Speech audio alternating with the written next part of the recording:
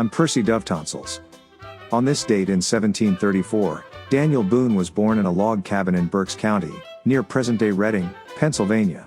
Boone is one of the most famous pioneers in the United States, as he spent most of his life exploring and settling the American frontier. Many legends revolved around him, like the time he wrestled a bear. It doesn't say here a bear what, but I'm sure it was interesting. Marie Antoinette was born in 1755. She and her husband were the heads of France until they separated. On this date in 1783, General George Washington issued his farewell address to the army, saying that he was off to get his face put on the dollar bill. None of the ungrateful troops ever sent him a postcard. He said it wasn't the battles that wore him down, it was posing for all those pictures. He told them all to write any time. Eventually, he quit working and became president. Washington gave his farewell address to his troops. But, of course, not his zip code. Our country's 11th president, James Polk, was born in 1795. During his presidency, the United States acquired California. Other than that, he was a good president. On this date, in 1889, North Dakota became the 39th state and South Dakota the 40th. They went in alphabetical order. They came as a box set. My question, why did North Dakota get to go first? In 1920, KDKA, in Pittsburgh, became America's first commercial radio station.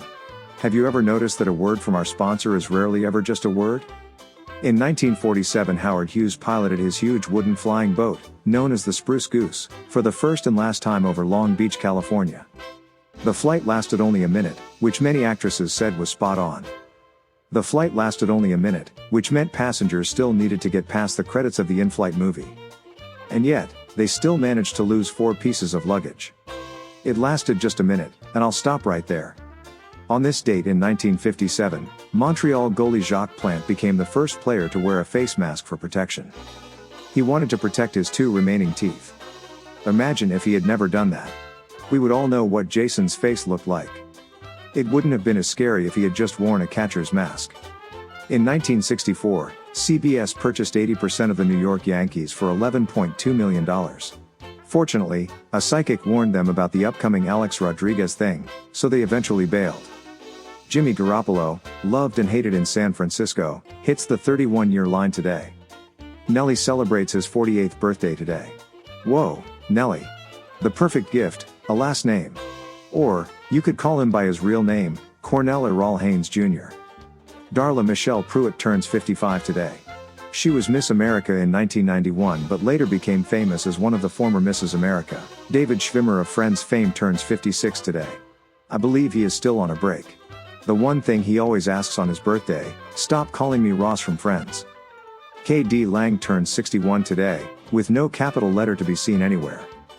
Pat Buchanan turns 84 today. Talk about conservative, he's blowing out the same candles he's had for 5 years on top of what was left over from last year's birthday cake. How frugal can you get? Today is National Deviled Egg Day. Stuffed eggs are called deviled eggs because when they were first introduced, they were covered with pepper so hot that one bite brought to mind the fires of hell. And finally, according to health experts, if you gargle this 3 times a day, you reduce your chance of getting a cold by 40%. If you gargle at your desk at work, you have a 70% chance of getting fired. For KDAZ, Digital Broadcasting, I'm Percy Dovetonsils, with exciting facts to clutter your mind. And thanks for listening.